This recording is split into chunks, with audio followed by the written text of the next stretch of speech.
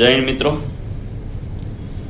આપણે જે રવિવારે આપણી સાથે જે ઘટના ઘટી સુરત શહેરની ખાનગી હોસ્પિટલની અંદર, જેને કારણે 2 દિવસથી ઘણા કોલ પણ ઘણા મિત્રોના આવ્યા કે ભાઈ આ કઈ હોસ્પિટલ હતી અને શું થયું, અને આ રીતે ઘણી હોસ્પિટલોની અંદર જે પોતાના પ્રાઇવેટ મેડિકલ ચલાવે છે ને એમાં આ રીતનું હાલે છે.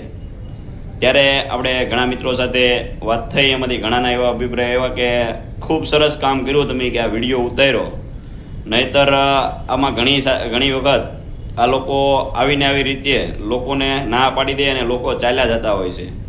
કારણ કે એક તો એટલું બિલ ભર્યું હોય છે, પોતે એટલા ડિપ્રેશનમાં હોય છે, એને કારણે આવું કંઈ કોઈ કરતા નથી.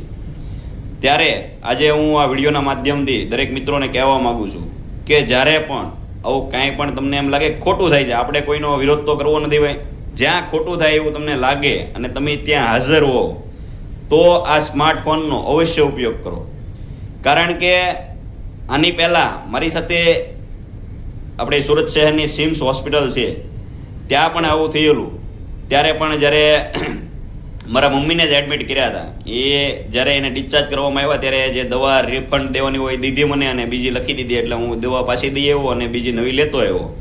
ત્યારે એક આવી જ રીતે જે 10 ટીકડી ત્યારે મને એડમિટ થયા ત્યારે લખી દીધી હતી, અને એની અંદરથી 3 દિવસ આપણે રોકાણા એટલે 6 ટીકડી પાવામાં આવી હતી, 2 ટાઈમ એક એવી રીતે, એટલે 4 ટીકડી એમાંય પણ વધી હતી. અને એ ડૉક્ટરે ત્યારે રિટર્ન કરવાની હતી ને ત્યારે એ મને નહોતી આપી કે આ રિટર્નમાં દેવાની છે એમ. એટલે જ્યારે હું નવી દવા લેવો ને આ એક દવા મેં ભાળી પાછી, એટલે હું પાછો પૂછવા ગયો ડૉક્ટરને કે ભાઈ સાહેબ આ એક ટીકડી પડી રહી છે તો આને હું આપણે પીવાની છે કે કઈ રીતની છે એમ. એટલે ડૉક્ટર કીધું નહીં આ નથી પીવાની. મેં કીધું ઓકે લાવો, મેં કીધું આપણે પાછી દઈ દઈએ.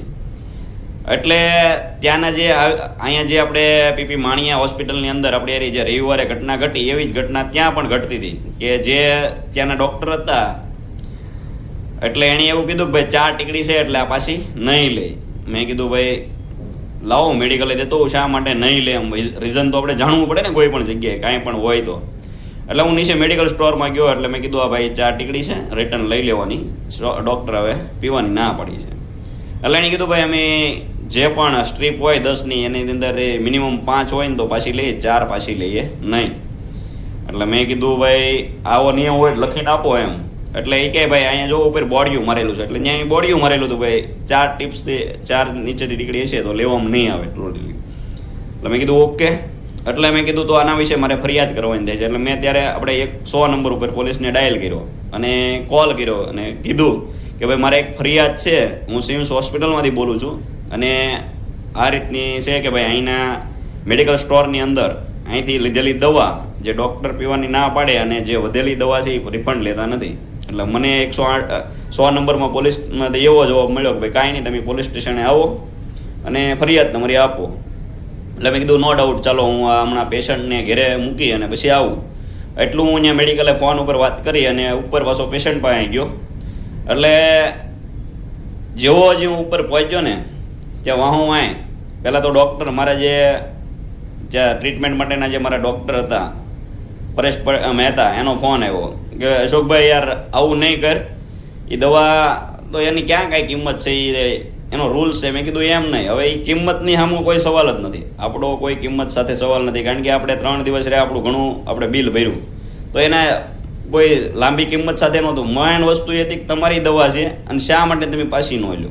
કારણ કે આજે મારે એ ટીકડી પીવાનો વારો આવ્યો, કાલે બીજો પેશન્ટ આવે એની જરૂર હોય જ છે ને, તો તમારી મેડિકલ છે તમે ત્યાંથી આ લખી ગયો એટલે એના જે રિલેટિવ હોય એ લઈ આવવાના હોય અને એને આપી દેવાના હોય. તો આ રીતે રાખો એમ.